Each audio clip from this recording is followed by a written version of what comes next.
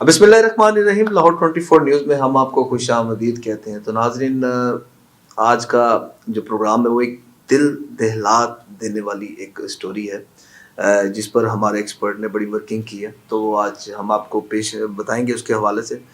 ناظرین، پاکستان ایک اسلامی ملک ہے، اسلامی ریاست ہے، اور جب ہم اسلامی ریاست میں جب ہم رہتے ہیں تو ہمارا دل و جان کا رشتہ جو ہے وہ سعودی عرب سے ہوتا ہے.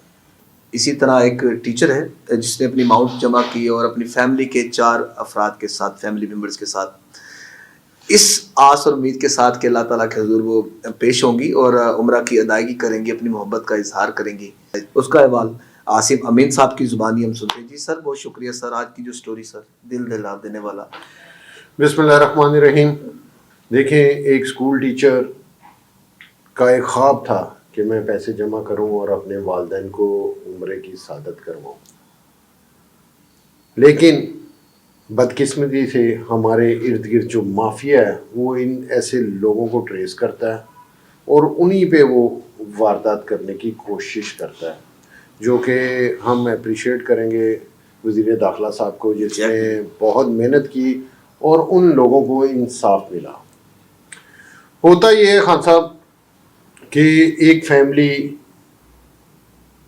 عمرے کی سعادت کے لیے جاتے ہیں اور لاہور ایئرپورٹ پہ ان کے ٹیگ سے ایک بریف کیس اور ایڈ کر دیا جاتا ہے کہ میں ٹریول کر رہا ہوں عاصم امین. جب میرا بورڈنگ کارڈ ایشو ہوتا ہے تو مجھے کہا جاتا ہے کہ آپ کے پاس کتنے بیگ ہیں. میں کہتا ہوں 1 ہے یا 2 ہے یا 3 ہے. 3 ہے.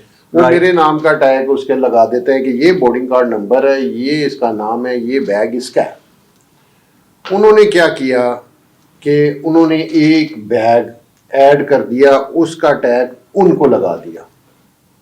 دیکھیں کیسی واردات تھی. یہ تو واردات جو پکڑی گئی اور جو اس سے پہلے ماضی میں کئی سالوں سے یہ سلسلہ چلتا آ رہا ہے اور کوئی پوچھنے والا نہیں ہے. وہ وہاں جاتے ہیں ایئرپورٹ پہ. وہ آپ کو پتا ہے کہ جدت آ گئی ہے، بیگ سکین ہوتا ہے، ان کو پتہ لگ جاتا ہے کہ اس میں کوئی ڈرگس ہے.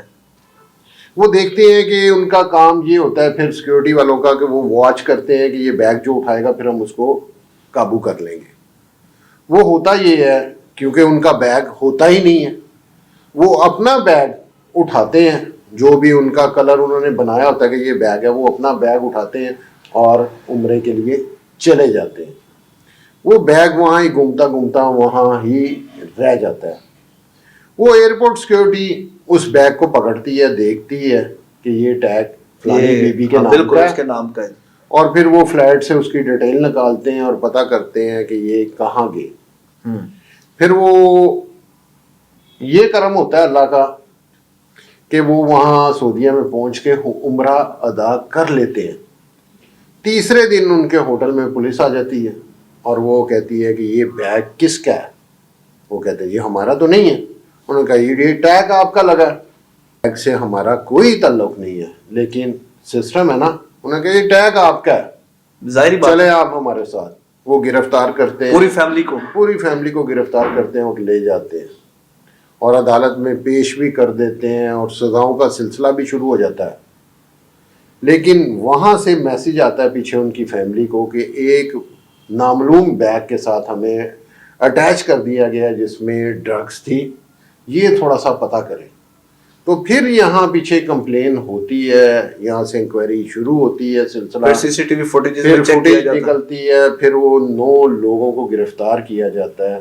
کہنے کا مقصد یہ ہے کہ یار یہ سسٹم کب تک ایسے چلے گا، لوگوں کے ساتھ کب تک زیادتی ہوگی، اور کیا پاکستان کا امیج دنیا میں جا رہا ہے.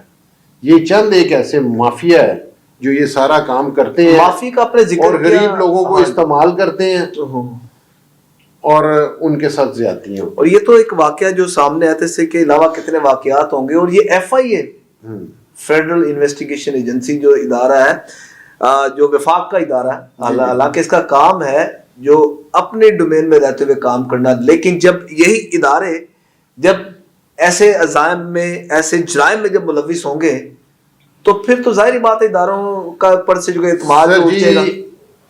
ہاں صاحب، FIA جتنا پیسہ ایئرپورٹ سے کماتا ہے نا، میں کہتا ہوں آپ لوگوں کی سوچ بھی نہیں ہوگی. اب انہوں نے نیا ایک سسٹم شروع کیا ہوا تھا. یہ پہلے تو چڑھائیوں کے بھی پیسے لیتے رہے ہیں. جتنی آپ کہتے ہیں اسمگلنگ، انسانی اسمگلنگ ہوتی تھی نا، اس کو روک لیا. جتنی انسانی اسمگلنگ ہوتی تھی نا ماضی میں، وہ ساری FIA کراتا تھا اور اتنے بڑے پیسے لے کے کرواتا تھا. اور جتنی منشیات کہہ لیں، نجائز اسمگلنگ کہہ لیں، یہ ساری FIA ہی کرواتا ہے. اب جو سلسلہ انہوں نے شروع کیا ہوا تھا کچھ عرصے سے، جس کا فریش پاسپورٹ پہ ویزا لگتا تھا، اس غریب آدمی کو وہ لائن پہ لگا دیتے تھے. 2 گھنٹے اس کو بٹھاتے تھے، جیسے جہاز ریڈی ہوتا تھا تجھے آف لوڈ کر دیں گے. یہ ڈراتے تھے اور اس سے 50,000 نکل آئے، لاکھ نکل آئے، 2 نکل آئے. اس سے لیا اور آخری ٹائم میں اس کو کہا بھاگ جا، جہاز پہ چڑھ جا. یہ چیزیں کئی صدیوں سے ہوتی چلی آ رہی ہیں. صحیح. اور کوئی پوچھنے والا اس سسٹم کو نہیں ہے. یہ ہمارا ڈپارٹمنٹ جو ہے نا، اس کی انکوائری کی جائے تو میں کہتا ہوں پورے کا پورا FIA 99.9% جو ہے نا، یہ سارے لوگ کرپشن میں آپ کو پائے جائیں گے. اور ان کی جائیدادیں دیکھ لیں آپ، اس میں بھی آپ انکوائری کریں تو اربوں خربوں میں ان کی جائیدادیں نکلیں گی. تو یہ صورتحال ہے.